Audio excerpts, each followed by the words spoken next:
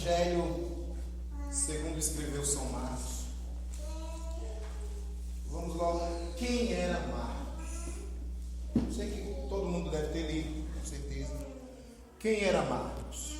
O nome dele é um nome composto, João Marcos. João, no hebraico, significa Jeová mostrou graça. E Marcos é do latim. Então, ele tinha a junção de dois nomes, um nome hebraico e um nome latino. Marcos significa grande martelo. Deus, Jeová, mostrou graça, João, e Marcos, um grande martelo. Era o sobrenome, no caso. Esse rapaz era quando ele conheceu, porque alguns escritores dizem que ele não conheceu Jesus, mas biblicamente e os teólogos mostram que não é bem assim não. Ele conheceu a Jesus, porém ele não seguia Jesus, porque ainda era jovem. Mas com certeza ele conhecia Jesus. O livro de São Marcos é o menor do livro dos Evangelhos. Ele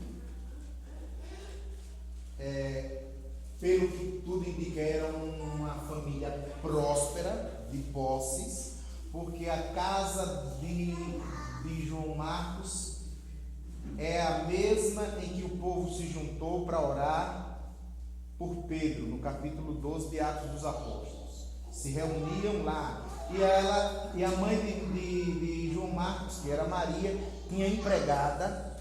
A Bíblia diz que a menina, quando Pedro chegou no portão do pátio. Então a casa era um casarão. Chegou no portão do pátio, a menina saiu da casa, foi para o pátio para chegar no portão e abriu e viu que era Pedro. Aí fechou de novo. Então a casa era uma casa grande. A casa tinha um cenáculo.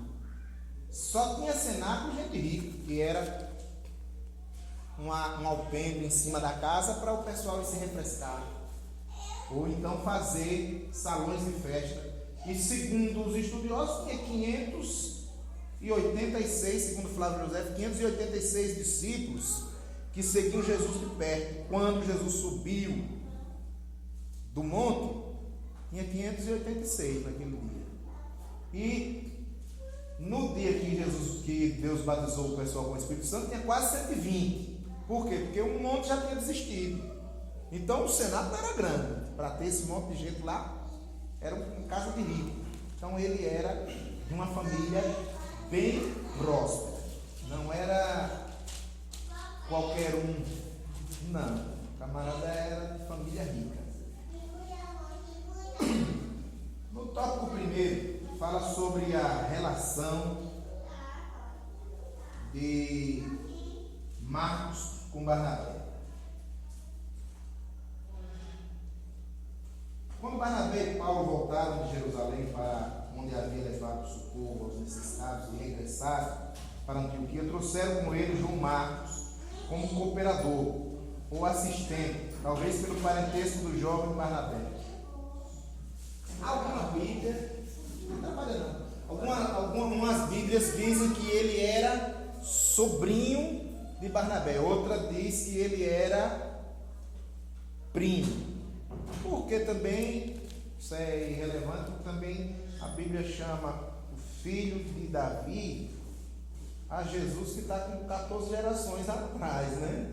E o avô também é chamado de pai. Então, se ele era na Ara, Almeida Revista Atualizada, ele é primo. Na Revista Corrigida, ele é sobrinho, né? Problema de tradução, mas nada relevante, sabemos que ele era parente próximo.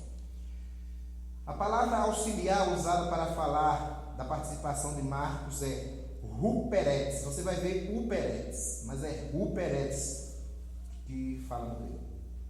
Traduzida com auxiliar, o cooperador, e tem o sentido no grego de um auxiliar de remador. O remador, na verdade, os remadores eram escravos que eram colocados nas galés dos navios para trabalhar no duro. E ainda trabalhava na base tinha uns que eram no base do chicote, era o chicote. Mas tinha um camarada para marcar o passo na batida. Camarada, 1, 2, 3, acompanhar o ritmo. Quem cansasse, o couro comia. Então, esse é um serviço braçal duro. Então, quando eles chamam o Marcos de auxiliar, está fazendo uma comparação com aqueles que auxiliavam no trabalho de remar no barco. O trabalho de João Marcos, na verdade, era ele estar à disposição dos dois apóstolos, Paulo e Barnabé. Servir em tudo que eles necessitassem. Ele era também um administrador. A relação de Marcos com Pedro. Pedro faz referência a Marcos em sua primeira carta, primeira epístola de São Pedro, capítulo 5, versículo 13, chamando de meu filho, o que implica afirmar que Pedro conhecia bem a Marcos. Conhecer, ele conhecia melhor do que ninguém, porque as orações eram na casa da mãe de Marcos. E quando Pedro foi liberto da prisão, foi direto para lá. E com certeza ali foi que se iniciou o primeiro núcleo da igreja cristã em Jerusalém, aonde as pessoas foram batizadas com o Espírito Santo, né?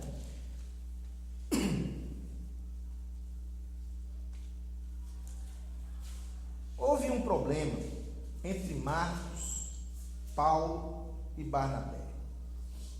Por quê? Ninguém sabe. A Bíblia não diz. Alguns teólogos lançam algumas hipóteses. Quando Paulo se converte ao Evangelho, Barnabé era um homem de posição elevada dentro da igreja. Ninguém acreditou em Paulo, mas Barnabé acreditou. E Barnabé disse: não, vem, fica comigo. E quando necessita, na igreja de Antioquia, de missionários, de homens para ir lá fazer o trabalho, era Barnabé que ia. Na outra vez que Barnabé foi, leva Paulo junto para fazer o trabalho. Até aí, Barnabé era o líder. Depois, eles precisaram levar um auxílio para Jerusalém. E quando eles levam, Barnabé leva Marcos. Por quê? Porque era primo, estava interessado na obra. Ele leva Marcos, o jovem, para a missão. Eles fazem a missão durante um bom tempo, juntos. Mas depois, Marcos desiste. Aí alguns acreditam que Marcos desistiu por quê? Porque eles queriam ir para um lugar e Paulo queria ir para outro lugar que era muito perigoso. E Marcos, com medo, desistiu. Essa é uma hipótese. A outra hipótese é: houve uma mudança na liderança. Agora não é mais que é Barnabé o líder. A liderança passou para Paulo. Por João Marcos ser sobrinho de Barnabé, ele não aceita a mudança na liderança. Ele fica chateado com essa mudança, que o tio dele, o primo dele, era o líder e agora não é mais. Ele então não concorda e desiste de ir com eles. Outra hipótese: alguns dizem que ele voltou por não aceitar o fato de os gentios fazerem parte da igreja somente por meio da fé. Essa é pesada. Essa é pesada. Ele era judeu, né, ortodoxo, e não aceitava, segundo, acho que foi o rodapé da Bíblia Pentecostal, se não me engano, ou é da DEIC. Aí diz que ele não aceitava os gentios se converterem e ser salvos somente pela fé. Então, alguma coisa no entendimento dele ainda, segundo esse teólogo, ainda não estava bem aflorado, porque ele certamente ia querer que o camarada se circuncidasse ou guardasse o sábado. Se isso é verdade, ninguém sabe, são hipóteses. É como disse o presbítero Hélio, teologia é ideias, né? Vai se estudar um monte de teorias. Qual aquela que vai se aproximar? É óbvio que nem tudo é teoria, tem coisas que a própria Bíblia deixa claro, bem detalhado, mas existe um monte de coisas que são teorias. Primeiro, por não aceitar a mudança na liderança de Barnabé para Paulo. Segundo, porque o lugar era perigoso e ele teve medo. Eu acho também que era mais fácil. Eu achei essa mais fácil. Ele é mais religioso, né, pastor? Porque Paulo era corajoso demais, ele. E ele era novinho. A pessoa, o garoto com 25 anos, está num negócio dele, 30 passos. E a outra, de que ele fosse um camarada duro, severo, para não aceitar os gentios ser salvo só pela fé, eu acho mais difícil. Né?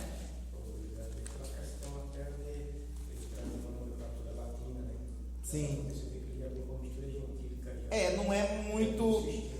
Não deveria ser tão duro quanto Matias. Diz que o Matias era terrível. Os estudiosos dizem que o mais severo de todos era o Matias. A Bíblia não fala muito sobre ele. Né? O que foi no lugar do substituir Judas. Esqueça, era duro. Não aceitava de jeito nenhum. Levou foi tempo para ele se conscientizar. Era Tiago também. Tiago também. Tiago era duro também. Pedro porque Deus se manifestou de uma maneira especial, né? Então, Marcos e sua história, nós vamos passando rápido aqui, certo? Posição de Marcos na história apostólica. Pelo que se vê, a pessoa de João Marcos está associada a 3 importantes líderes da igreja: Barnabé, Pedro e Paulo. Em Atos dos Apóstolos, nota-se que Marcos é um companheiro dos apóstolos. A expressão levando consigo indica, no grego, assistente de função menor. A tradição cristã tem muitos registros da vida de João Marcos. Em um desses afirma que ele foi comissionado a uma missão no Egito, especialmente na cidade de Alexandria. Esse ministério é citado como tendo ocorrido no intervalo entre a história de Atos e a cooperação dele com os demais apóstolos. A tradição afirma ter ele morrido em Alexandria, onde recebeu a coroa de Marcos depois de ter seu corpo mutilado. João Marcos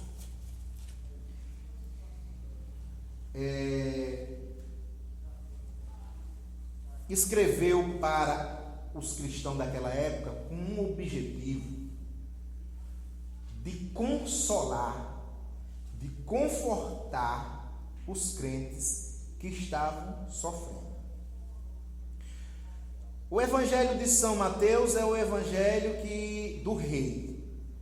De São Lucas, Jesus é apresentado como o filho do homem, o homem perfeito.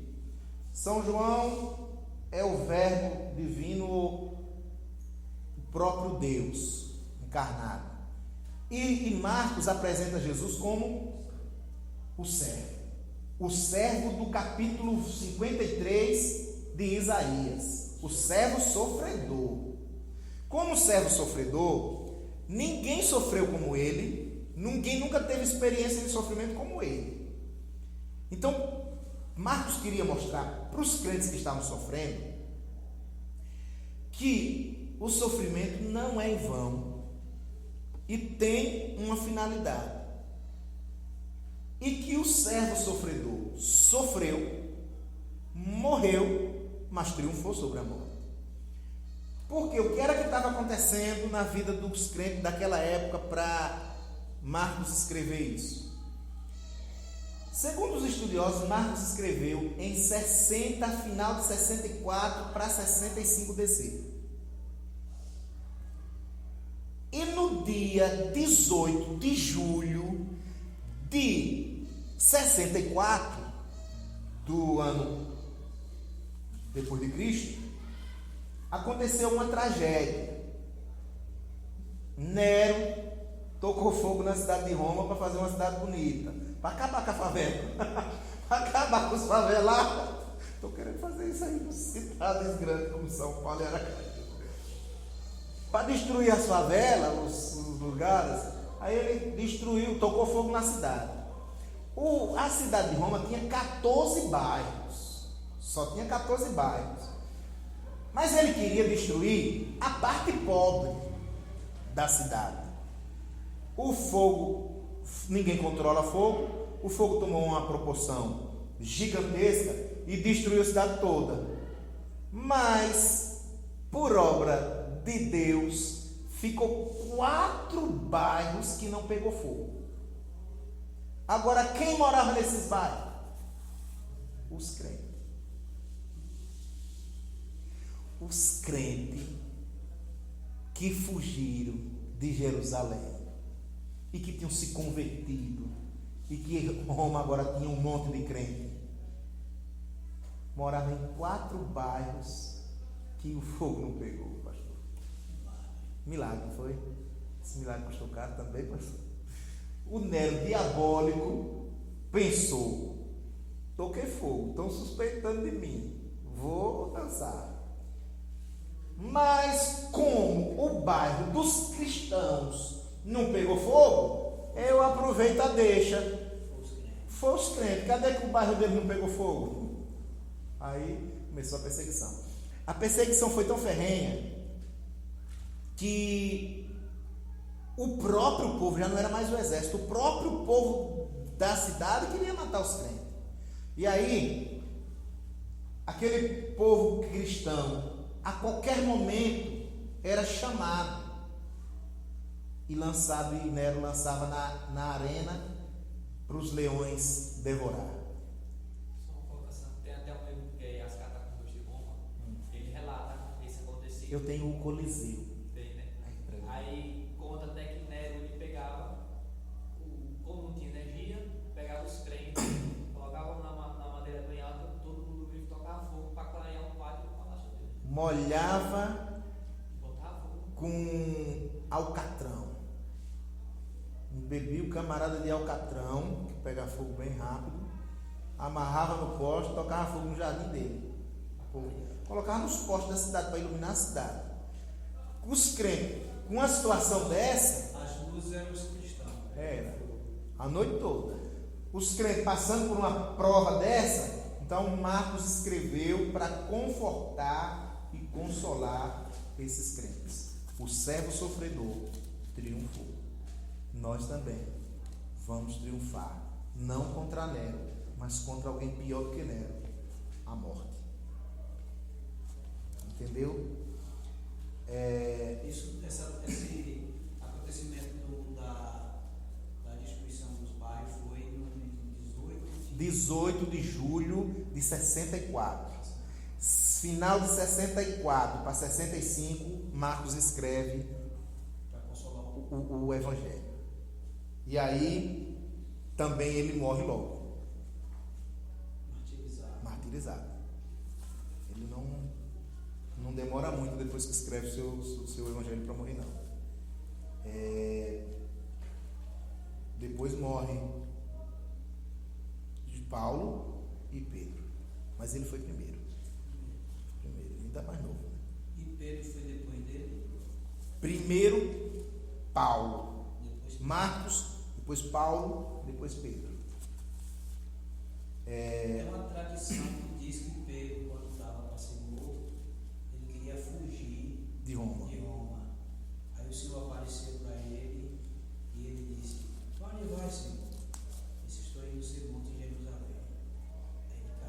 Já que você não tem coragem de morrer, eu vou morrer de novo. Vou morrer de novo. Aí ele se lembrou. Aí ele teve que voltar. Que se ele fugisse, os cristãos a maioria dos cristãos ia fracassar. Aí, então ele não quis, ele disse: eu vou morrer pelo povo. No caso, Pedro morreu pelo povo da igreja. Para eles não desistiram, né? A autoria do Evangelho. No Evangelho de Marcos, Jesus é apresentado como servo. O título segundo Marcos deve ter sido acrescentado anos depois, quando os evangelhos foram reunidos, e foi preciso diferenciar cada evangelho e o seu autor. O nome, o título nenhum é canônico. Por exemplo, a parábola do rico e Lázaro, aí não é canônico. Canônico é a escritura, mas o título foi criado por homens. Para quê? Para facilitar a localização dos textos. Aí o escrito estava tudo junto. Digamos que estava tudo junto. São Mateus, São Marcos, São Lucas, sem título nenhum. Nós não íamos conseguir situar a coisa direito, ia ser difícil, né, de achar. Então, para facilitar, aí os estudiosos separaram, se não me engano, foi Jerônimo, né? Separou todos os três em títulos, criaram também o método de capítulos e versículos, que também não existiam, para poder facilitar a leitura. Certo? Foi Jerônimo, séculos depois, identifica explicitamente João Marcos como autor do segundo evangelho. O exegeta e comentarista Charles Harold Dodd afirma que a mensagem de Marcos é muito parecida com a proclamação de Pedro.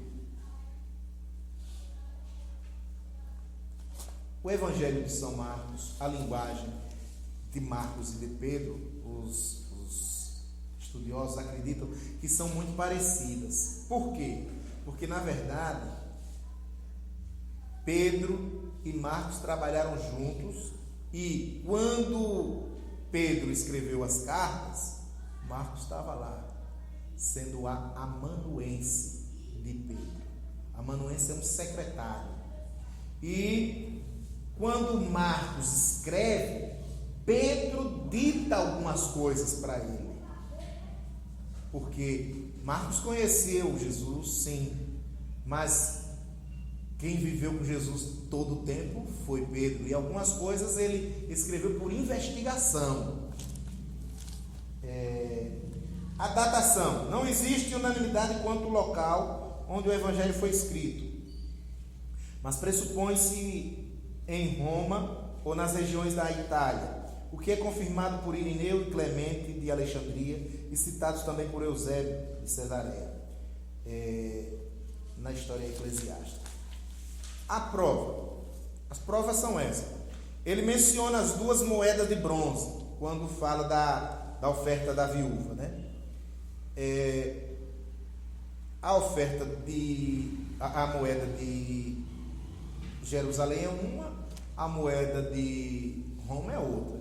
E ele usa no termo latino.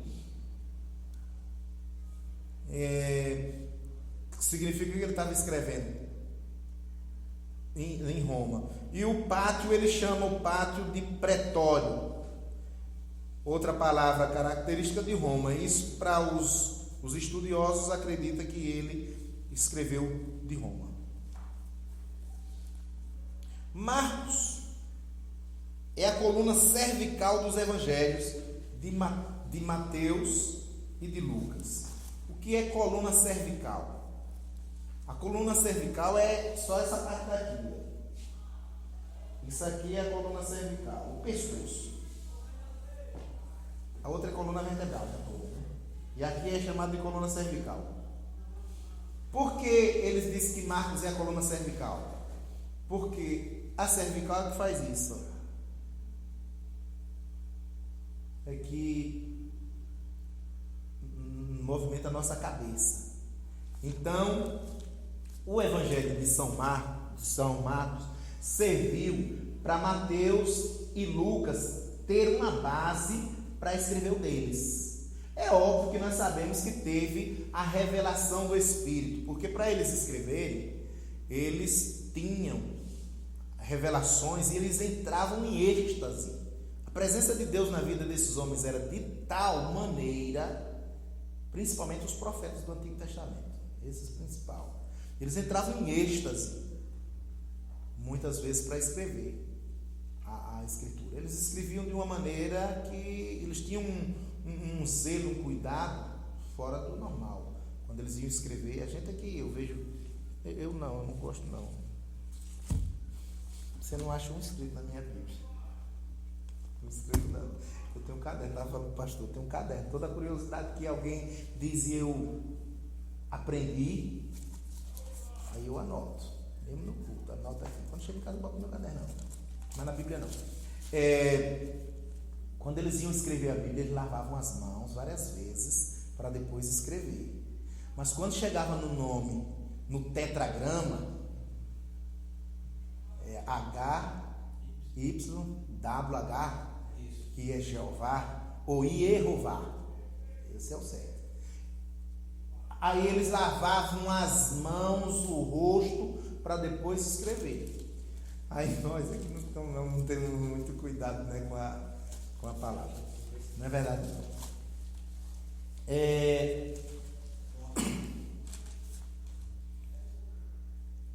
Marcos serve como uma coluna cervical para os dois escreverem. A coluna cervical é uma porção da coluna que forma o pescoço e é constituída por 7 vértebras, diz os escritores. A menção de Alexandre e Rufo também é outro testemunho de quê? De que ele estava em Roma. Rufo e Alexandre era filho de Simão, o Cirineu. Veja como tem um pregador de renome que prega muito no Gideões. Ele prega sobre o sacrifício de Jesus, e ele fala muito sobre Simão, o Cirineu.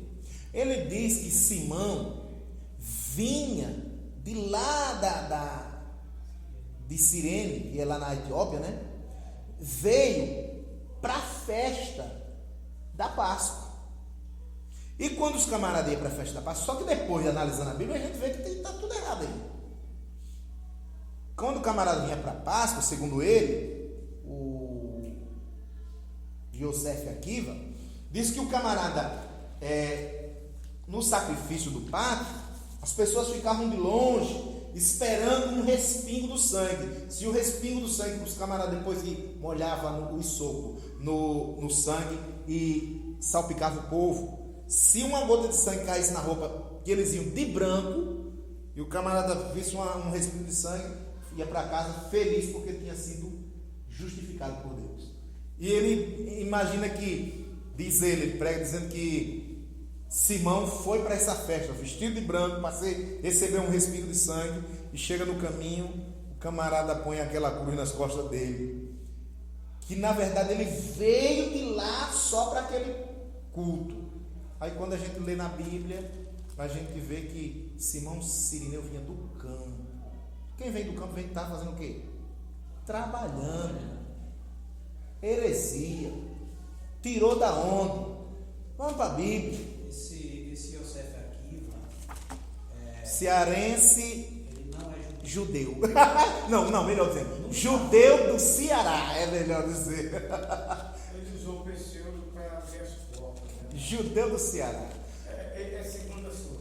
Ele é descendente, né? Ele diz, né? Ele que diz, mas é cearense. Uma questão de ser cearense não quer dizer que não tem descendente. Pode ser.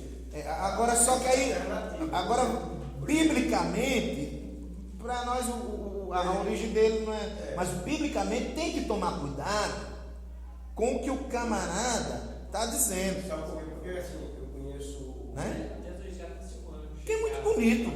Eu conheço assim, o presbítero Lauro, que na época era presbítero, Lauro Cantalício, ele era de Santa Catarina, mas era descendente de judeu. Certo. A descendência dele era judia, quer dizer, daquela questão da imigração, entendeu? Tem a sua descendência, ele nacionalidade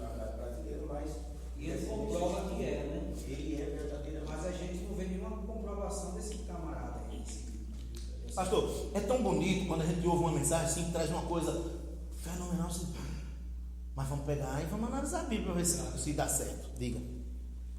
Existia realmente essa cultura na antiguidade do sacerdote aspergir o sangue sobre o povo? Havia sim, o direito deles, eles tinham que salpicar o altar 7 vezes. O altar e até as casas também. Era tudo é santificado com a aspersão do sangue. E segundo a história, quando Jesus brada lá e diz assim: quem tem sede, vem a mim beber, os fariseus costumavam molhar o isopo na água e sair salpicando o povo no meio da festa. Eu sou santo, vou salpicar você que você é pecador. Que você... Essa não é uma questão que a arte e o sangue também sobre ela, deu mais questão de espanar para uma justificativa ao povo que foi salpicado. Isso é invenção humana. É tradição do farisaísmo, na verdade, pela questão dessa separação, dessa santificação suposta. Né? Que na verdade tem um caminho aí da alma dentro do padrezinho lá em Pavos. Eles inventaram uma lei chamada lei de seca. Os fariseus inventaram, na verdade os anciãos inventaram uma lei de seca. O que é lei de seca? Por exemplo, segundo a escritura, existe 613 mandamentos, 613, que é baseado nos órgãos do corpo humano junto com os dias do ano, vai dar 613. Aí o que acontece? Tem uma parte positiva e uma parte negativa. Para você não infringir esses 613 mandamentos, eles criaram outros mandamentos chamados lei de seca, que é a tradição. Aí você não pode fazer tal coisa. Aí ele já aumenta mais uma para você não chegar naquela. Por exemplo, não podia trabalhar, é lógico, no dia de sábado, né? Mas aí ele diz, não pode nem lá comer, os discípulos comeram o milho, as espigas debulharam. Para eles ali já foi um absurdo. Tinha que lavar a mão. Jesus disse, não é bem assim não. Que o que faz você ficar impuro não é o que você comeu, mas é o que você põe para fora aqui. E aí eles criaram uma lei chamada lei de seca, que era só, e Jesus não concordava com aquilo. Historicidade do Evangelho de Marcos. Quando se fala em manuscritos antigos, o estudante tem de entender que o mais antigo deles data do 4º século, e que alguns deles não contêm os últimos 12 versículos do livro de Marcos. Diz-se manuscrito uncial para se referir aos papiros escritos em letra maiúscula. Olha, vocês podem achar aqui, olha. Não sei o nome. Vocês podem achar aqui, ó, no apêndice. Última página. Última não, penúltima. Penúltima página. Manuscrito uncial e cursivo. A letra cursiva é quando a gente escreve com a nossa letra mesmo, é chamada de cursiva, né? Nas escolas de hoje. Na minha época não era, não. Eu aprendi com a minha esposa, que ela é professora, aí diz para minha filha, tem que escrever letra cursiva. Eu disse, que bicho é esse? Mas antigamente era a letra de mão, a letra comum. A letra comum. Eu disse, que bicho é esse? Cursiva. Aí ela disse, assim, você não escreve. Isso aí é cursiva, E essa outra, que a gente diz letra de forma, é uncial. Então, existia. Aí está aqui, ó, a cursiva e a uncial. Aqui está as letras do grego, certo? Alfa, beta, gama, delta, epsilon, zeta, eta, teta, iota, e tem coisa que eu não consigo enxergar. Kappa, lambda, ni, casi, amicron, pi,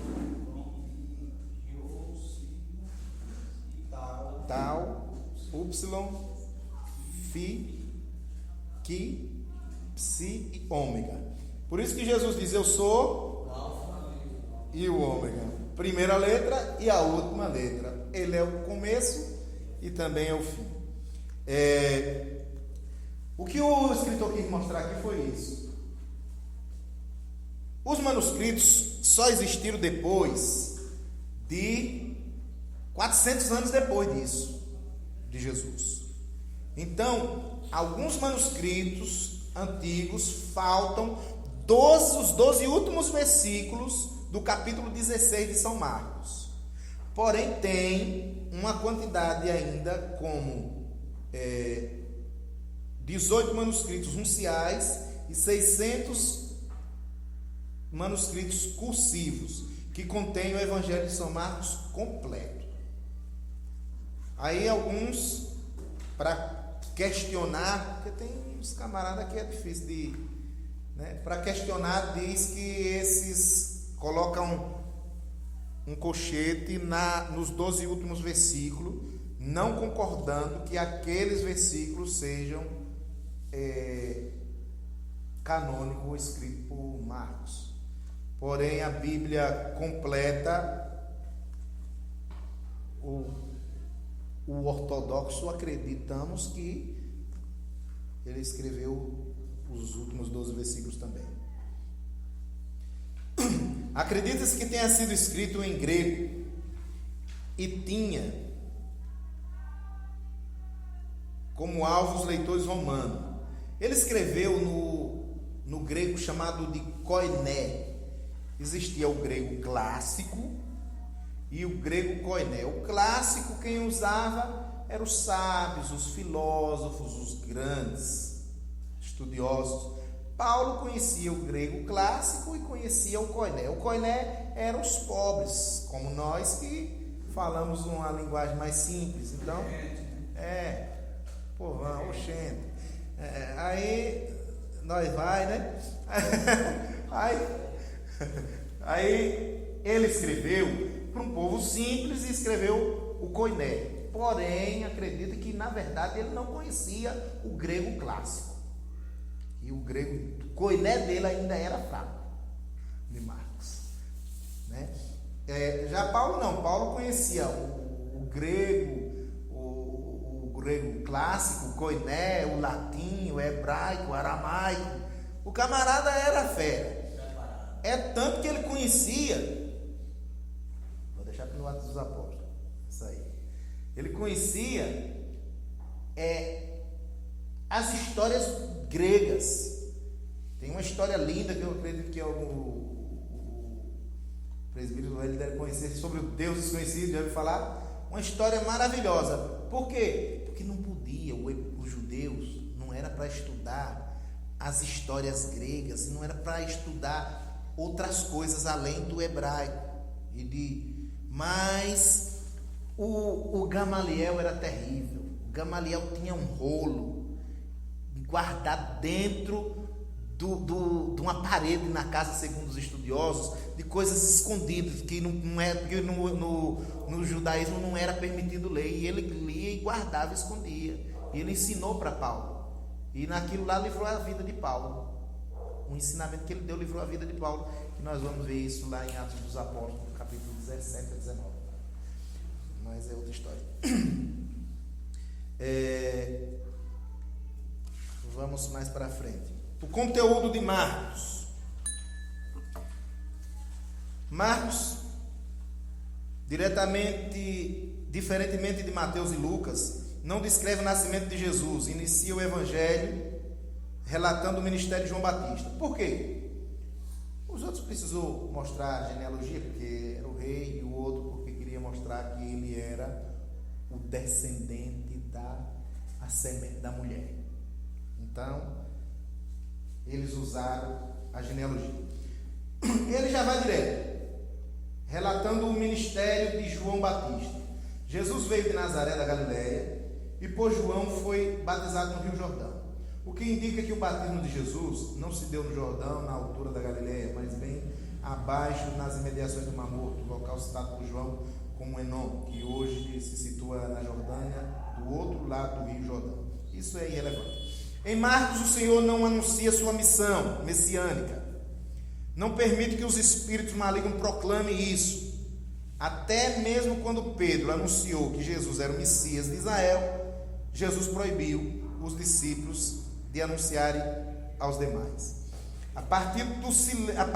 Ao pedir silêncio quanto à sua identidade e missão, Jesus estava querendo...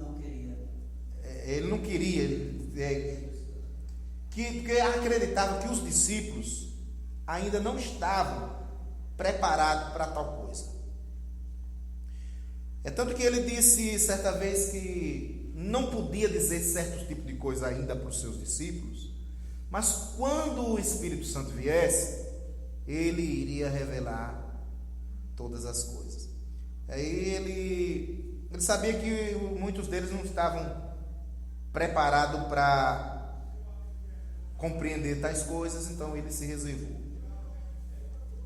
No início do seu ministério, Jesus se apresenta como Filho do Homem. Depois, a multidão começa a ver em Jesus um profeta, enquanto os escribas achavam que Jesus era um louco. Mas se deve imaginar que os discípulos só fossem crer, não se deve imaginar que os discípulos só fossem crer que ele era o Messias. Os discípulos já acreditaram logo de cara que ele era o Messias, quando ele os chama. O camarada jamais ia largar o seu serviço, as suas redes, e ainda mais um empresário como Tiago e João, que era dono de uma indústria pesqueira, né, vamos dizer. Eles tinham o barco deles, tinham empregados, eles não iam largar. Mas quando Jesus disse venha, eles creram que ele era o Messias. Mas creram com que base? Baseado em quê? Baseado no que João disse.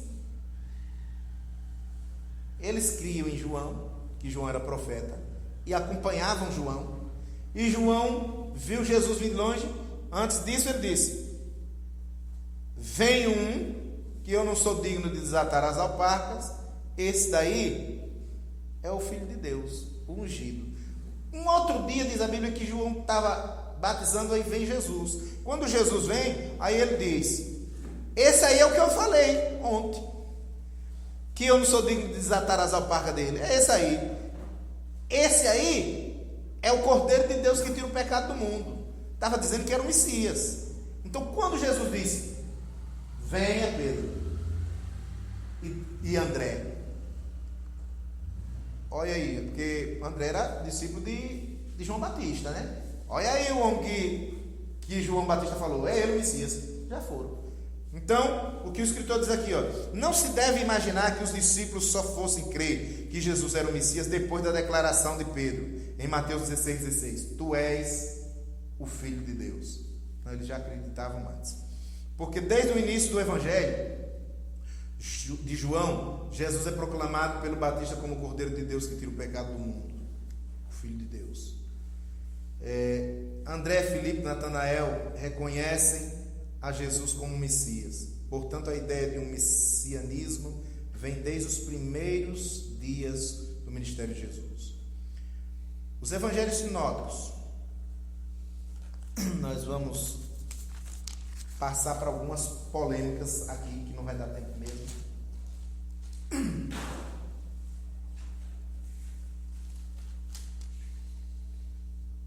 O João Batista,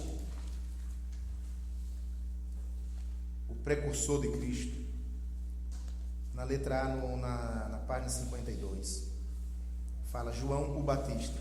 Os 4 pontos abaixo trata pormenorizadamente da vida e ministério de João Batista. E os demais evangelistas falam do ministério de João, sendo que João o apóstolo é mais amplo e relata mais detalhes do ministério de João Batista. A profecia divina a respeito de João, a profecia diz assim: voz do que clama no deserto. E ele diz que a profecia era a profecia de Isaías, mas só que no capítulo 3, no capítulo 1, versículo 3, não está só a profecia de Isaías. Na verdade, está a profecia, duas profecias ao mesmo tempo. Malaquias e Isaías, assim: como está escrito pelo profeta Isaías: eis que eu vos envio o meu anjo ante a tua face. Isso aqui não é Isaías que diz, isso aqui quem diz é Malaquias. Mas ele diz: como está escrito pelo profeta Isaías: eis que eu envio o meu anjo ante a tua face, o qual preparará o teu caminho diante de ti. Aqui é Malaquias. Aí agora: voz do que clama no deserto, preparai o caminho do Senhor, endireitai as suas veredas. Aqui é Isaías. E por que é que ele disse que tudo era Isaías? Eles chamam de hebraísmo. Pegou tudo, juntou e lançou. Mas ele usou o nome do profeta maior. Então, aí algumas pessoas dizem que Marcos errou. Marcos errou porque ele diz que a profecia é de Isaías, quando na verdade é de Malaquias. Só que aí esquece que tem a outra parte que é de Isaías. Certo? João Batista, quem era esse homem? João Batista nasceu aproximadamente no ano 27, segundo o dicionário Wycliffe, filho de pais idosos, Zacarias e Isabel, ambos de uma família sacerdotal. João cresceu no deserto da Judéia desde pequeno, porque, segundo a tradição, quando quiseram matar todas as crianças, João foi levado para o deserto para não morrer na espada de Herodes, e ele foi criado com os essênios, porque o pai foi morto. Pela tradição, Zacarias foi morto naquele dia. Quando mataram as crianças, mataram também o pai, porque não acharam o menino. O sacerdote Zacarias foi morto. Aí João é criado pelos essênios, segundo o dicionário Wycliffe. Ele é criado pelos essênios. Os essênios tinham um hábito, um costume rígido, muito severos, e se aplicavam às escrituras como ninguém. Jejuns e orações. E aí João se cria daquele jeito. Esses essênios, eles eram homens de caverna, da caverna? Era um monastério. Eles eram, como aconteceu com a igreja apostólica, que depois que Constantino se converteu, pseudo-conversão, né? Diz que ele se converteu. Aí o Constantino, sendo imperador, aí todo mundo disse: agora eu também quero ser crente, né? Quero ser crente também, é a religião agora do rei. Aí começaram a ir para a igreja também. Mas só que nessa situação vinham com toda a bagagem de idolatria e tudo. Então, isso 300 anos depois, né? Então o que aconteceu? Os verdadeiros cristãos não aceitaram, foram congregar na onde? Nos monastérios, em cavernas, se afastaram, porque a igreja se corrompeu. Aí onde surgiu a igreja católica apostólica romana e a igreja católica apostólica ortodoxa. Foi por causa disso aí. Há uma divisão. Então, os essênios, por o judaísmo estar corrompido, eles criaram antes de Jesus, na época da era dos 400 anos de silêncio de Deus, eles se afastaram do judaísmo e ficaram em monastério, estudando e se consagrando.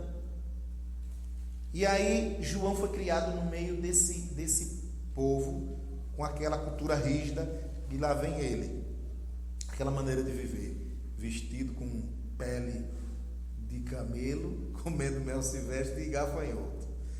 E a missão de João era converter os pais aos filhos e os filhos aos pais, como diz Malaquias. Malaquias 3:6 diz: eu envio o meu anjo diante de ti, e ele converterá os pais aos filhos e os filhos aos pais.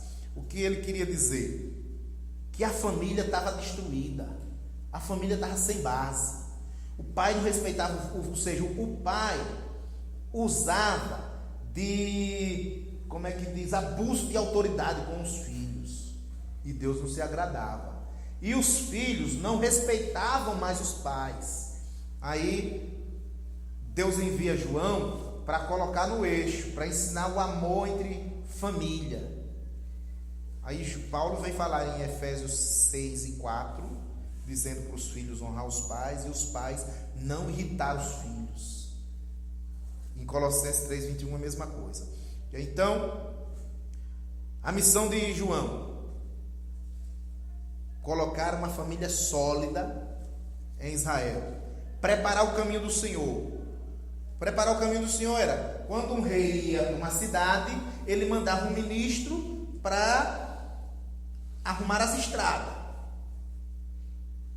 Naquela época, nas cidades, muitas das cidades não tinham local ideal de colocar o lixo, muitos colocavam nas ruas, nas estradas. Então, o camarada vinha limpando o lixo. João vinha limpando o lixo moral do povo. Vinha aplanando os montes, quebrando o orgulho dos sacerdotes. E ele vinha com a missão de abrir estradas, ou abrir um caminho para o Messias chegar e proclamar o seu evangelho. A repreensão de João Batista. O povo está batizando o povo. Quando ele está batizando o povo, aparecem os fariseus, saduceus lá querendo se batizar. Mas eles, na verdade, queriam se batizar para que eu não sei, se era para agradar a quem, para enganar o povo. E João diz assim: raça de víboras. Pastor, já pensou um pregador desse aí? O povo vai tudo embora. Raça de víbora. Só que quando ele diz raça de víbora, a gente pensa, raça de víbora está dizendo que é de cobra, né? Mas é mais que isso. Que a víbora, segundo Heródoto, a víbora é uma cobrinha pequenininha, mas que dá no deserto, mas é muito perigosa. Ela é totalmente venenosa. Ela mata um camarada dentro de uma hora. Agora, por que Jesus ele disse isso? É isso. Quando a víbora fêmea e o macho faz a cópula, a víbora fêmea pega e mata o macho. Aí a víborazinha já vai nascer sem pai. E quando ela está perto, os ovos, perto de nascer, eclode lá dentro. Elas nascem lá dentro e aí elas começam a comer o ventre da mãe, de dentro para fora. Elas nascem por a barriga. Elas nascem, mas a mãe morre. Aí Jesus está dizendo aqui, ó: vocês é filho de mães que matam o marido e vocês vingam a morte do pai matando a mãe. Está chamando de quê? De matricida. E segundo a lei, o crime mais horrendo que tinha em Israel era o cara matar a mãe e o pai. Era dos piores. Então Jesus estava dizendo, João estava dizendo que eles eram dignos do fogo do inferno, ou apedrejamento e outras coisas mais. Aí o camarada era duro, né? O camarada tinha papa na língua, não era, pastor? Aí diz a Bíblia que João está batizando. Foi. João está batizando. Eu estou pulando aqui mais para frente, já para o batismo na letra B do capítulo 53. Letra B, o batismo de Jesus nas águas. João não exerceu seu ministério em Jerusalém, mas pregava no deserto, contrariando aqueles que pensam que o sucesso está nas grandes cidades, se bem que o Espírito Santo costuma usar as grandes cidades como centro de referência para a obra de Deus. João está batizando, de repente chega Jesus para ser batizado. Agora, por que Jesus Santíssimo precisou ser batizado?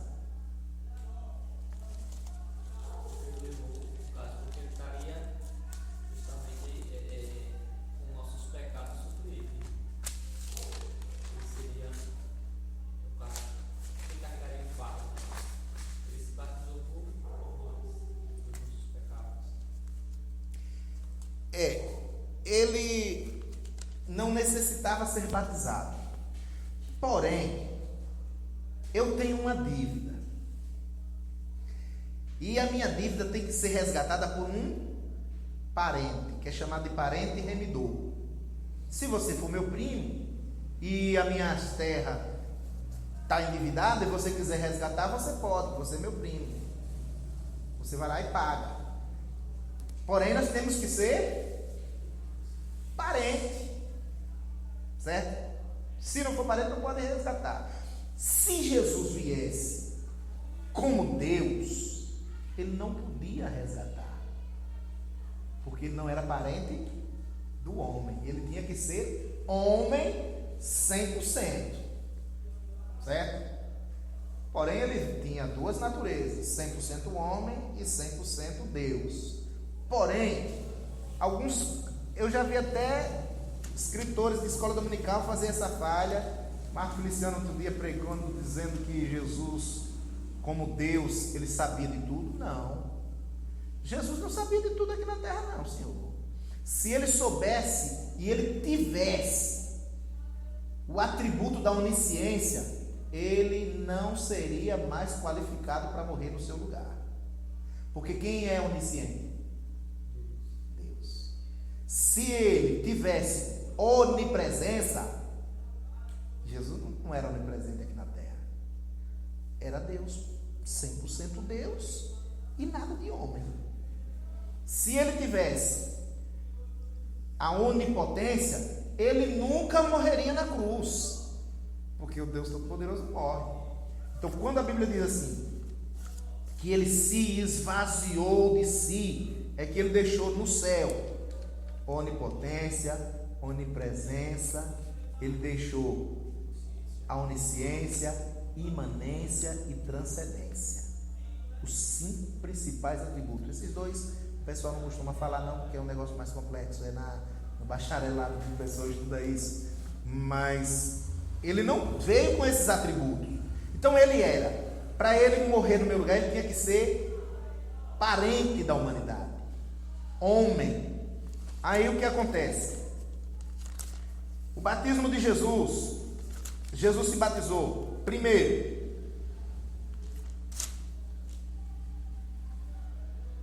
quatro propósitos tinha no batismo de Jesus. O primeiro, para dar início ao seu ministério messiânico.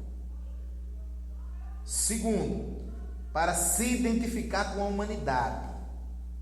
Segunda Epístola aos Coríntios, capítulo 5, versículo 21, que diz que ele se fez pecado por nós, para que nós fôssemos feitos justiça de Deus. O cordeiro era observado 3 dias quando era preso, não era? Preso no dia 10, observado no dia 10, 11, 12 e morria no dia 14 de Nissan, né? 3 dias e meio no caso. Jesus foi observado 3 anos. Todo dia o camarada prendeu o cordeiro lá para a Páscoa. Todo dia ele ia lá e olhava, mexia ele, virava ele de ponta cabeça para ver se tinha uma mancha, uma marca, alguma coisa que proibisse ele de ser sacrificado. Não achou, sacrificava. Jesus foi analisado 3 anos, tentado pelo diabo, não pecou. No final da história, Pilato disse: eu não vejo nada nesse homem de pecado. Herodes não viu nada, Pilatos não viu nada, os próprios, até o centurião disse: verdadeiramente esse homem é o Filho de Deus. Então ele foi identificado como homem e perfeito. Então, primeiro propósito, para dar início ao seu ministério messiânico. Segundo, para se identificar com a humanidade. Terceiro, para cumprir as escrituras. Qual a escritura? Levítico 16:4. Para a gente não consegue compreender bem, mas quando Arão inicia o ministério, Moisés pega Arão, tira as roupas de Arão Arão entra no lugar do banho cerimonial, que é representado como um batismo, que na verdade era um batismo, despia toda a roupa, tomava o banho e depois foi consagrado. Jesus, quando ele se batiza, ele cumpre o capítulo 16 de Levítico, versículo 4, no banho que Arão tomou para iniciar o ministério sacerdotal. Aí ele disse: mas tu vens a mim, eu que necessito ser batizado por ti, e tu vens a mim? Deixa pelo menos por agora, porque nós precisamos cumprir as escrituras, toda a justiça de Deus. Quando ele está dizendo isso, ele está falando da escritura que diz a respeito de Arão. O sacerdócio não foi iniciado com Arão? Agora está iniciando um outro sacerdócio, o sacerdócio de Cristo. Então houve uma transição. Aí, em quarto lugar, ele foi batizado para receber o poder do Espírito Santo, para iniciar o ministério cheio. Essas 4 coisas, segundo os teólogos. Quando Jesus é batizado, acontece 3 fenômenos tremendos. Primeiro, os céus se abrem. Quando a gente lê os céus se abrem, a gente pensa que todo mundo viu os céus abertos. Mas o céu não é para todo mundo ver aberto, não, né? Quem viu? João e Jesus. Os dois viram. Alguns acreditam que só Jesus viu o céu aberto. Mas João disse: eu vi, lá no capítulo 1 de João. Né? João, o Batista, viu. E João, o evangelista, prega, escreve dizendo que João Batista viu. Então, Jesus vê os céus abertos, desce uma pomba em forma corpórea, ou seja, o Espírito Santo em forma corpórea de pomba, e pousa sobre Jesus. É interessante porque é uma pomba, né, pastor? O pomba é o símbolo da paz e pureza. Mas por quê? Que é branquinha, tem umas marrom, não tem? Tem preta, tem todo. Porque ela não tem fel. Tem 2 animais no caso, não é só ela não. Tem a pomba e o cavalo. O cavalo também não tem. O cavalo tem fel, não? Não tem fel não. Eu descobri hoje, porque eu pesquisando, não sei da pomba, né? Mas eu disse, vamos ver se tem mais algum animal que tem. Os equinos não tem também não. Então a pomba é símbolo da paz, porque ela não tem o fel, a vesícula biliar, que é o fel, que faz com que aquele negócio seja amargo, né? Amargo. Então, apresenta que significa que o Espírito Santo é doce. A pessoa se viesse em forma de uma águia, né? Ou gavião. E assim representar alguns tipos de crente também. Bravo que só é gavião. E o urubu, que gosta de carniça, né? Então tem que vir uma pomba. Não é verdade?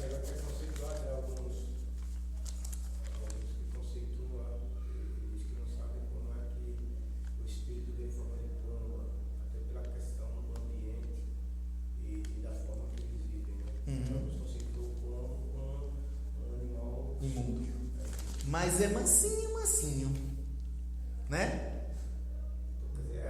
A questão de achar mecanismo. Mecanismo para distorcer o negócio.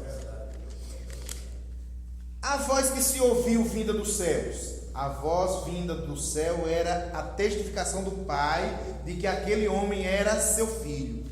Nós vamos ver no Salmo 2 e o versículo 7, Deus dizendo: hoje te gerei, tu és meu filho. Eu vejo alguns pregadores dizendo assim, que quando Jesus veio ao céu, aí ele diz: Pai, eu vou. Só que no céu, Jesus não era filho de Deus. Essa é uma passagem assim, professor, particularmente, claro que os teólogos, principalmente os pentecostais, tá? Mas nenhuma evidência eles vão puxar em Isaías no capítulo 6, quando Isaías tem aquela quem enviarei, envia-me a mim, então eles colocam ali como Jesus explicando e tal, tá certo? Só que não bate. Não bate, é um encaixe realmente, é forçado. É forçado. Aquela interpretação, entendeu? De que Jesus glorifica e envia-me. Até porque esse diagnóstico divino já está prescrito desde a fundação do mundo. Certo. Então, ali, na verdade, aquela linguagem, não é a linguagem messiânica no sentido a Cristo, é uma linguagem profética a Isaías. E geralmente eles usam como voltada a Cristo. Né? Então, Eu também não concordo, não. uma exegese forçada do texto ali. Forçada. Jesus não era o Filho de Deus lá no céu. Jesus era o próprio Deus. O Verbo. A segunda pessoa da Trindade. Aí nós vamos ver como é que está escrito. Salmo 2. Tu és meu filho, hoje te gerei. Hoje. Quando ele diz hoje?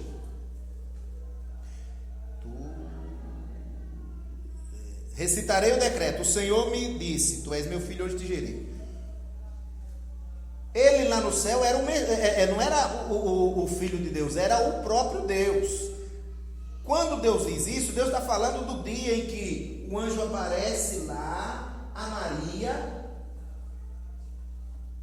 e Maria diz: cumpra-se em mim a tua vontade. Aí Deus é profetizado, Deus dizendo: Tu és meu filho, hoje, naquele dia, te gerei. A partir do momento que ele passa,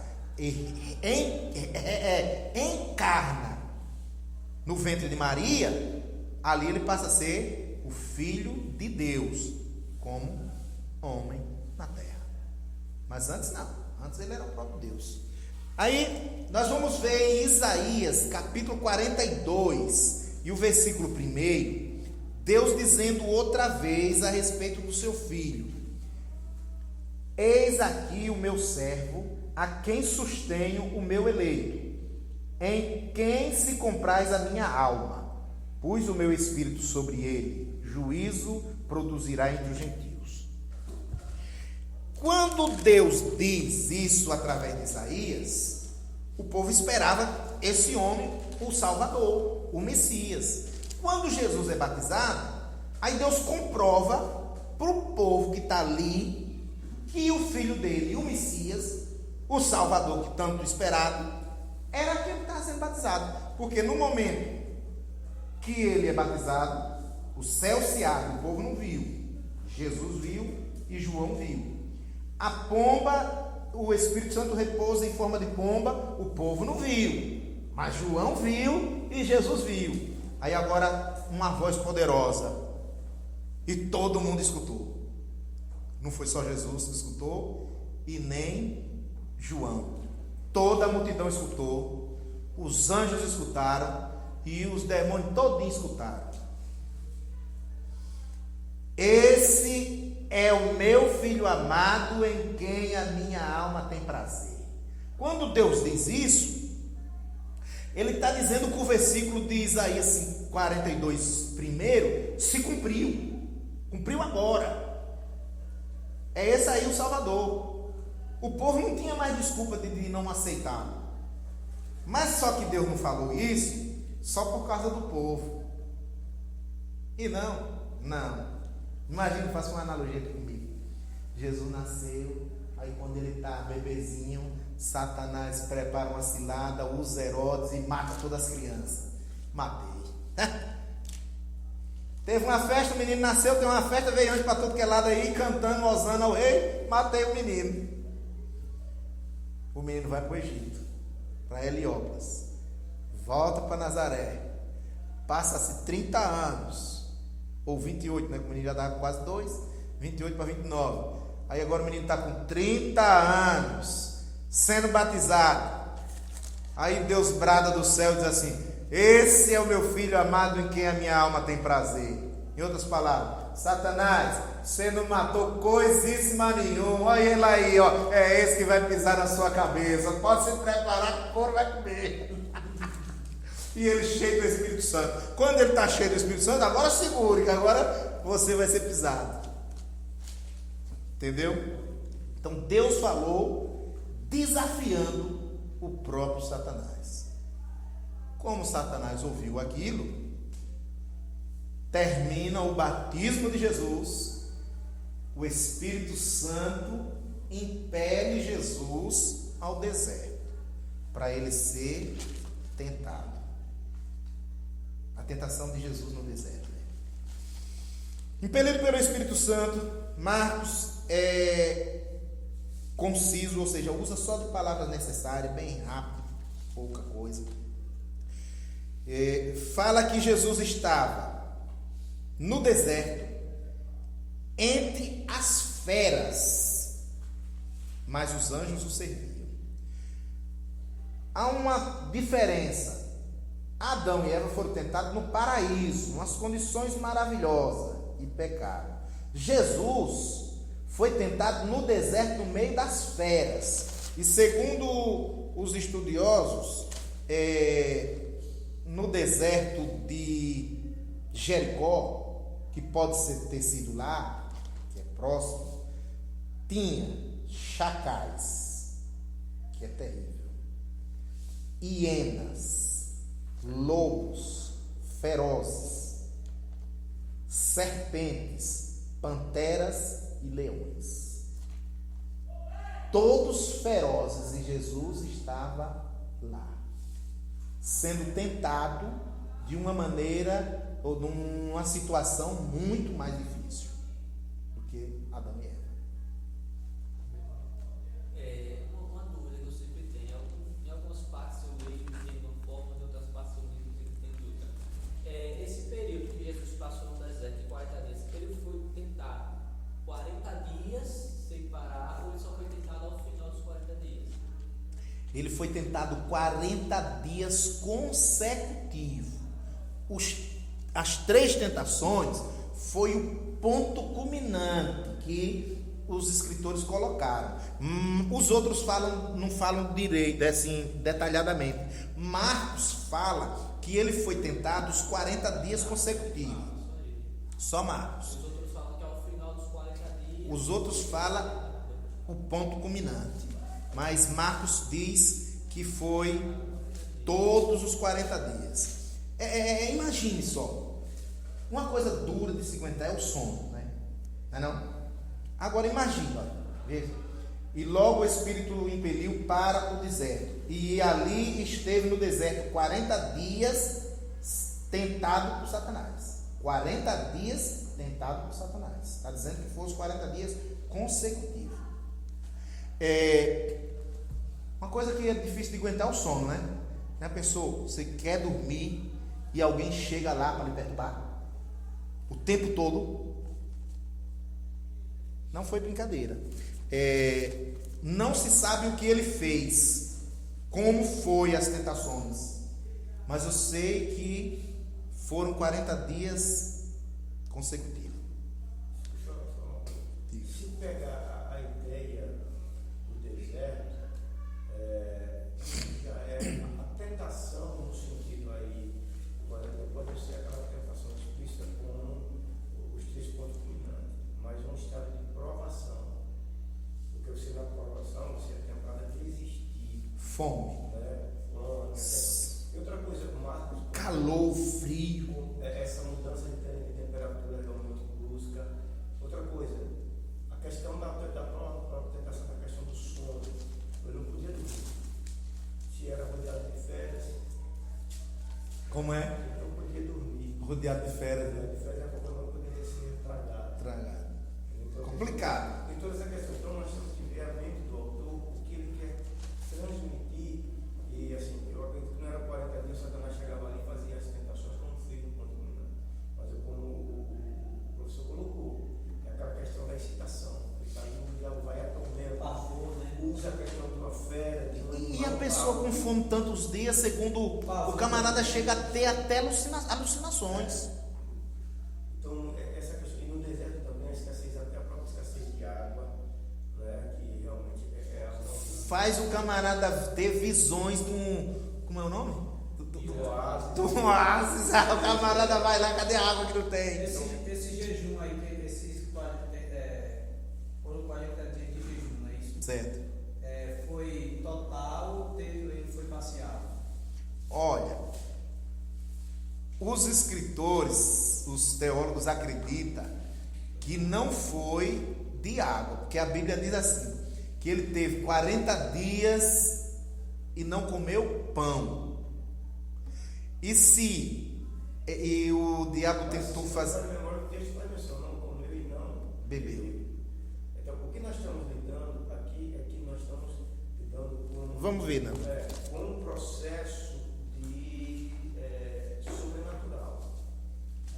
Nós não estamos lidando com uma questão realmente natural, é sobrenatural. É algo que está além do limite humano. Ali estava sendo provado também não somente a humanidade, mas dentro do campo espiritual a própria divindade. Observe que é nesse tempo que o diabo desafia nas 3 áreas principais do homem. Aqui diz assim, ó. Então foi conduzido Jesus pelo Espírito ao deserto, para ser tentado pelo diabo. E tendo jejuado 40 dias e 40 noites, depois teve, não diz teve sede. É baseado aqui que eles dizem que foi só de alimento. Ele não comeu coisa alguma. Mas não diz da água. Agora, quando fala de Elias e de Moisés, diz que ele não comeu e não bebeu. Porém, o jejum de Moisés é diferente do de Jesus. Jesus fez um jejum humanamente falando. Moisés não, Moisés entrou numa dimensão espiritual. Moisés entrou numa dimensão espiritual, onde ele estava envolvido na glória de Deus. Mas também, professor, nós temos um sistema semelhante, que Jesus também estava em uma dimensão espiritual, que a Bíblia diz que Os anjos o serviam. Entendeu? Então ele estava em uma provação, em um campo realmente de divindade entre o humano e o divino. Entendeu? Então, quando a expressão do Escritor, que diz que haveria, que tinha um grupo serviçal angelical, então a dimensão não era verdadeiramente humana. Eu imaginava nos outros evangelhos, Mateus e Lucas, diz que os anjos serviu depois da provação. Mas Marcos dá a entender diferente. Justamente. Marcos dá a entender que ele estava no meio das feras e os anjos o serviam. Quando fala em Marcos, fala de ato contínuo. Com a própria tentação contínua. Já eles dão um intervalo. Eles já falam só no final. Então Marcos ele realmente decidiu na questão do acompanhamento. Pode falar. Mas aí me surge uma dúvida agora. Diga. Se ele estava jejuando, né? E como seria os anjos o serviam? Seria em que sentido? Eis a questão, porque se é jejum, o servir tem de várias maneiras, podemos concordar. O irmão levantou uma questão boa. O servir pode ser conforto, A Bíblia fala em conforto, né? proteção. Proteção. Porque se as feras estavam ali, um lobo é terrível. E o lobo não sossega, não. Eles poderiam estar protegendo como protegeram Daniel. Mas não acredito que eles estivessem servindo maná do céu ou dando alimento para Jesus, porque era jejum. Eles serviram comida, eu acredito que no final. Mas aí é uma questão assim. Um debate. Não dá para dimensionar pela questão de que a palavra servir e a questão jejum, nós estamos falando de um historiador que está assistindo ele de longe. Tá certo? Então, geralmente é a proporção. Por exemplo, se o historiador, se nós não tivéssemos a dimensão de quando Elias pegou o pé de Jimmy, observe que quando ele sai dali do riacho, né? E ele comeu a comida e o Elias. Então, Elias comeu um pão especial. E aí foi 40 dias de jejum. Certo. Então nós temos uma dimensão espiritual que Deus trata de casos específicos de maneira específica. Entendeu? Uma vez que Jesus fez isso, por exemplo, com Moisés ele passou 40 dias. Mas ele estava em uma dimensão envolta de glória. Quer dizer, a própria carne era suprida Pela presença do Espírito de Deus, ou do próprio Deus. Jesus, ele tinha, e observe que é quando ele é o próprio Espírito que o leva a isso.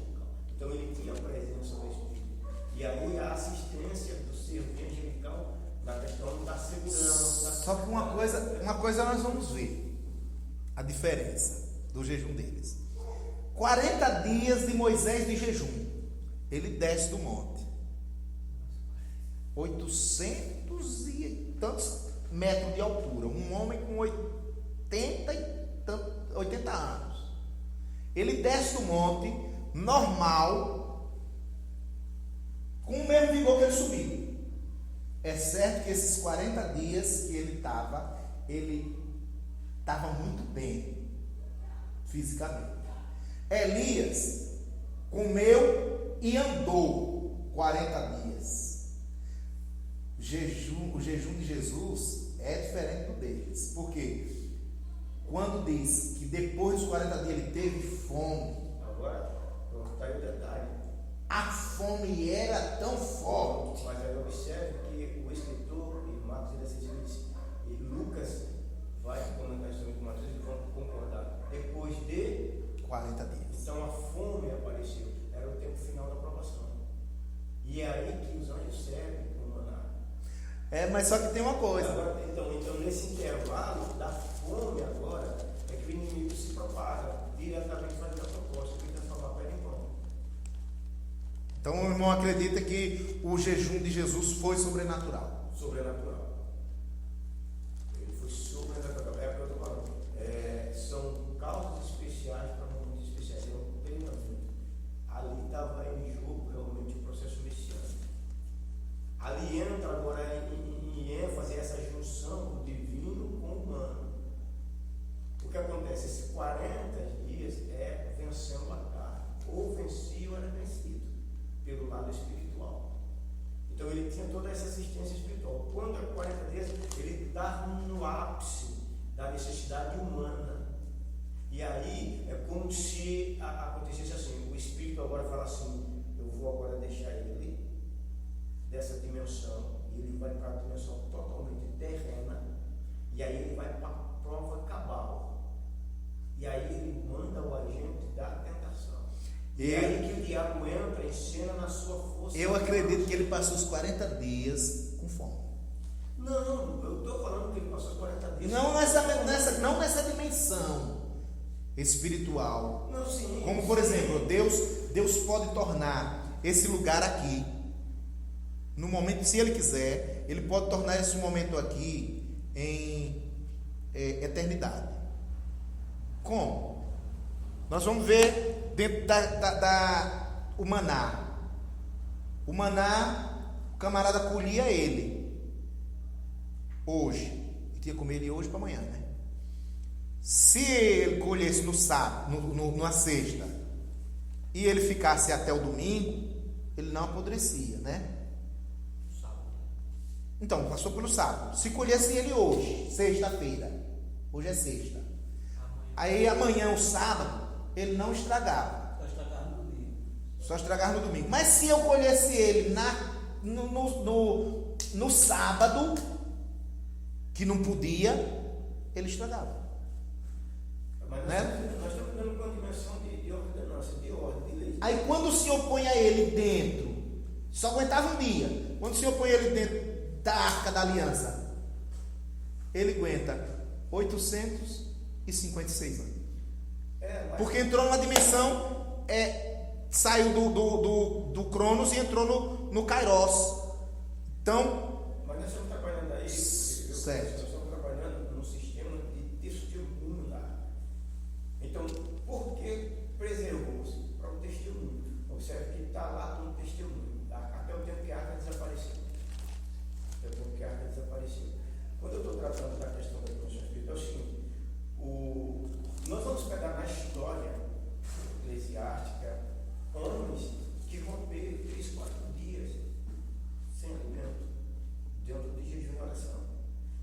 eles saíram, eles estavam potencializados na graça. Estou falando da nossa natureza. Quando eu falo de Jesus... Existem homens que ficam não só 3 dias. Existem homens que ficam semana. Então até 15 isso, dias. mas isso ele vai ficar dentro de que ambiente? Sim, não. Mas dentro de que ambiente? É lógico que é na sua casa, né? Não, é no eu deserto. falo numa dimensão assim, de que ambiente ele vai estar, não só dentro da casa, ele vai estar em um ambiente espiritual. Ele vai estar em oração. Porque se ele sai desse ambiente, ele perece. Então ele entra numa dimensão espiritual. E nós temos essa interligação da presença do céu aqui na terra, trazemos ela para aqui no sentido de presença de Deus. Então quando eu vejo Jesus nessa dimensão, não quer dizer que ele foi suprido de pão.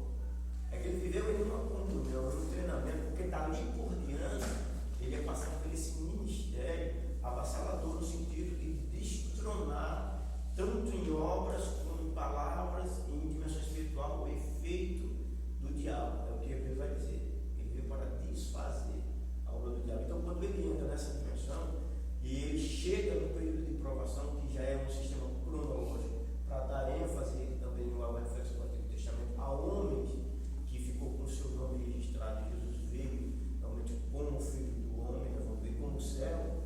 Então, quando ele chega, Marcos, que no final, Lucas, aliás, Marcos fala a aplicação, mas os outros escritores vai dizer que no final, ele sente essa necessidade. E aí, eu repito, é nessa questão, agora, quando ele entra nessa necessidade, ele já está saindo do seu tempo, aí o inimigo investe com toda a força. A questão final dele, ele já está saturado na sua carne. Ele quer dizer o quê? Diante, né, de tanta coisa assim, eu vejo assim de forma, acho que falando com os dois, mas eu vejo assim, o lado espiritual, Jesus sempre trata com parábolas, né, para trazer uma explicação humana. E eu entendo da seguinte forma, essa questão do jejum. Eu tomo por base de, por exemplo, às vezes eu chego em casa me acabando de fome, a cabeça já doendo, quero comer, mas se eu sentar na frente do computador e eu me distrair, pronto, ali eu passo 1 hora, 1h30 e não sinto fome. Todavia, quando eu saio dali, é meio doendo. Eu vejo que nesse período de 40 dias, Jesus está justamente nesse linear entre o Espírito e orando, buscando a Deus. Orando, buscando. Porque é interessante que às vezes você coloca o joelho no chão e vai começar a orar, com 5 minutos o joelho vai estar doendo. Mas tem momentos que você ajoelha para orar, 40 minutos você Passa rapidinho. Instante. Por quê? Porque você entrou naquele linear entre o divino e o espiritual. No momento que você se desprendeu da carne e está buscando no limite da matéria humana alcançar a divindade de Deus. Nunca vai alcançar, mas vai conseguir entrar no estado de êxtase, por exemplo, onde você pega a noção do tempo, pega a noção da fome, pega a noção da preocupação e só faz se ligar com Deus. Eu vejo justamente 40 dias, Jesus nesse período, em sintonia com Deus, os anjos ao redor. Gostei disso. Servindo para quê? Acho que ele falou a mesma coisa que você falou, só que com palavras diferentes. Essa dimensão que ele entra. Os anjos serviam ele Em segurança. segurando para que, como ele está centrado ali, ele não poderia perder o foco de Deus, em intimidade.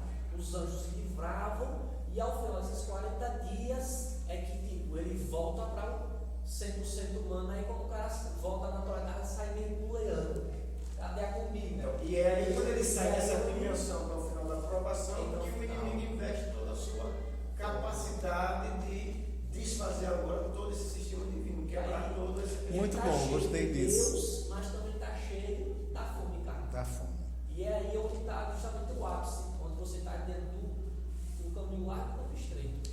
Jesus foi tentado em 3 áreas da nossa vida, da vida humana: corpo, alma e espírito, que é chamado de concupiscência da carne, concupiscência dos olhos e soberba da vida. O diabo apela à necessidade da carne. Jesus estava com fome e ele apela. Agora, comer pão, não há pecado nenhum. Não havia pecado em ele comer pão. O pecado estava onde? Em ele obedecer a sugestão do diabo. Se ele obedecesse a sugestão do diabo, ele tinha pecado.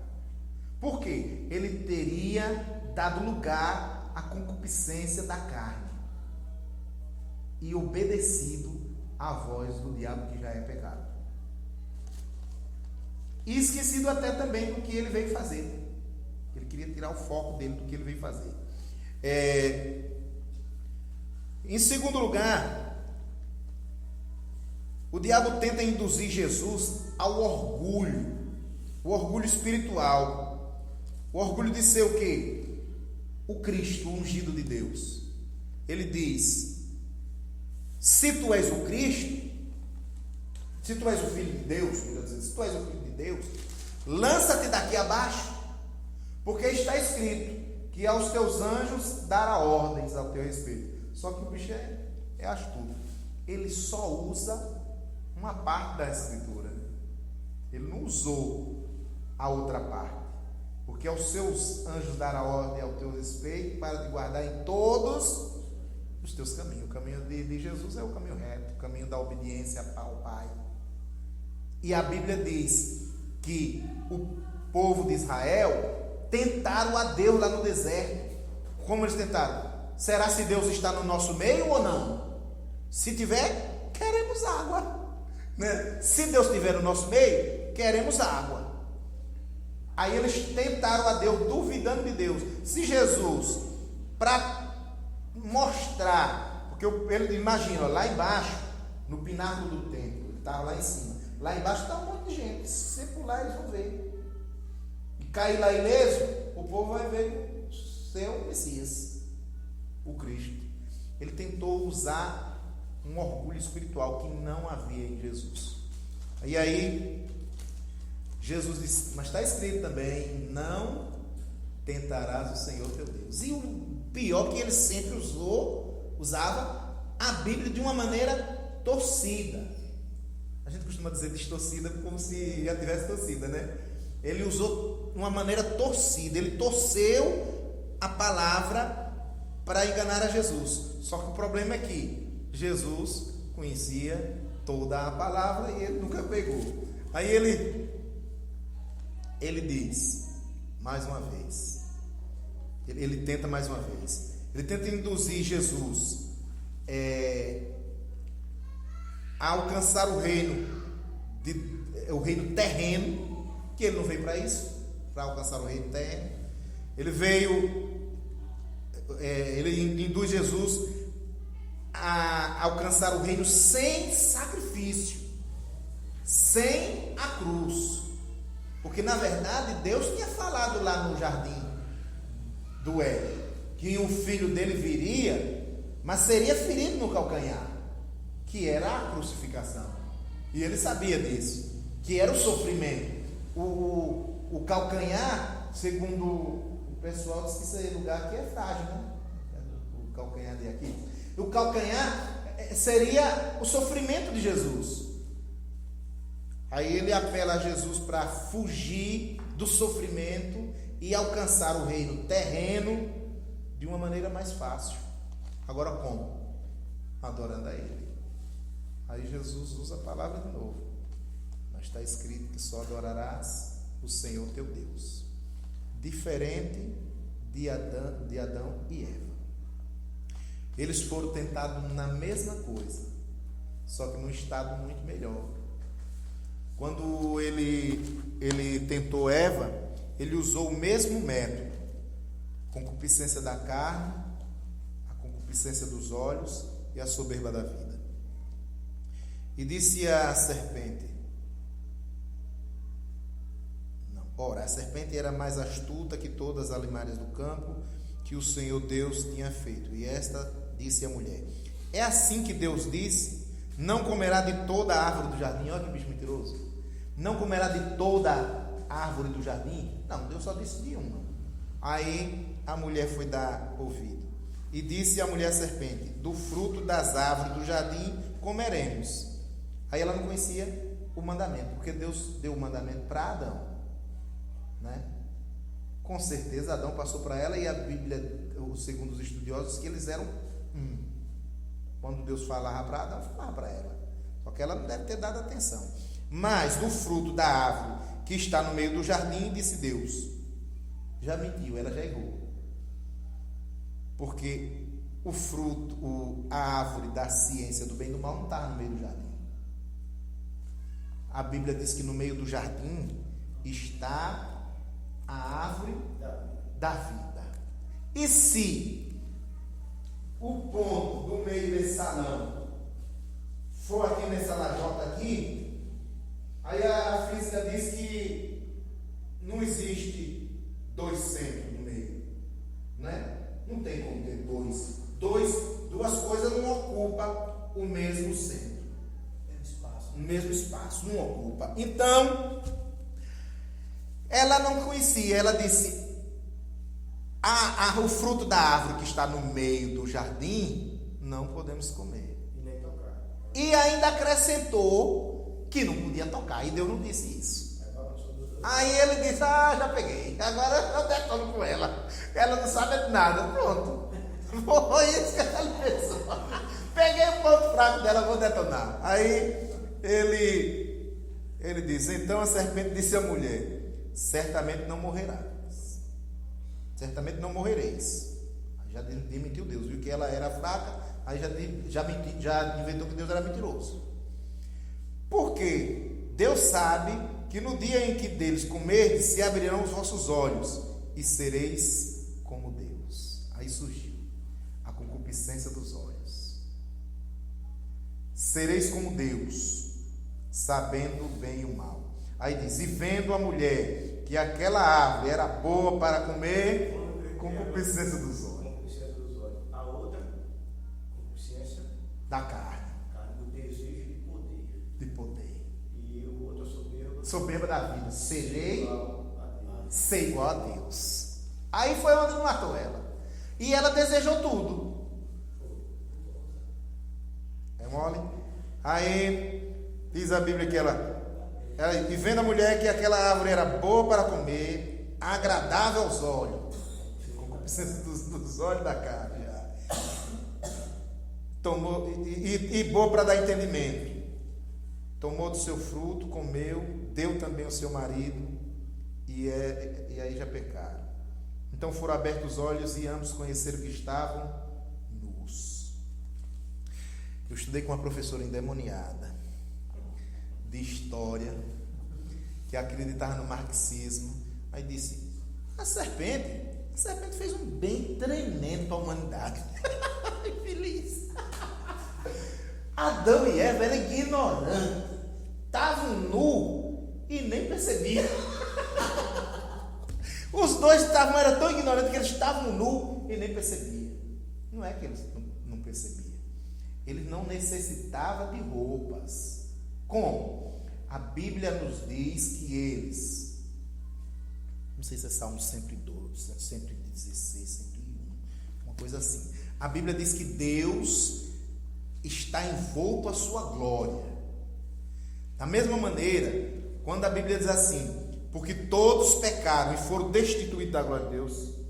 Não, achei. Salmo 104. Bendize, ó minha alma, ao Senhor. Senhor Deus meu, tu és magnificentíssimo. Estás vestido de glória e de majestade. Estás vestido de glória e de majestade. Era o que Adão e Eva estavam vestidos também.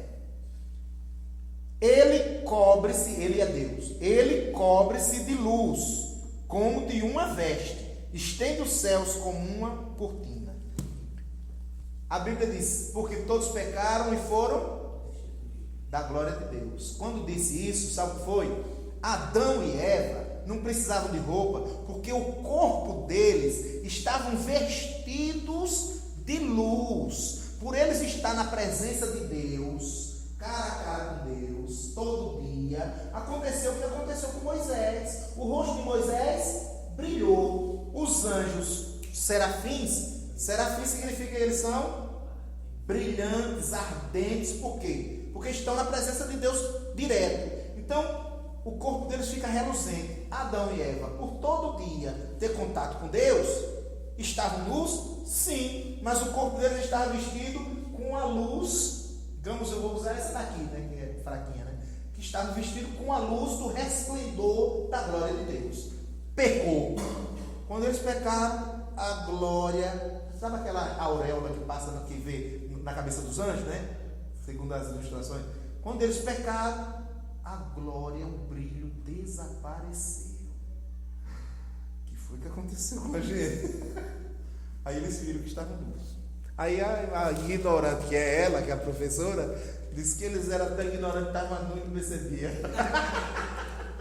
É brincadeira? Não é fácil não. Qual o propósito da tentação de Jesus? Primeiro, eu disse que no batismo ele se batizou para se identificar com a humanidade, que ele era humano. Agora, no propósito da tentação, Jesus foi tentado para provar a sua humanidade. Por quê? Se Deus sendo Deus, Deus não pode ser tentado pelo diabo, pelo mal. Deus não pode ser tentado. Mas como homem, Jesus foi tentado. Então ele provou que ele era humano, porque se ele não fosse humano, não poderia remir ou redimir a humanidade. A tentação de Jesus foi diferente da nossa. Por quê?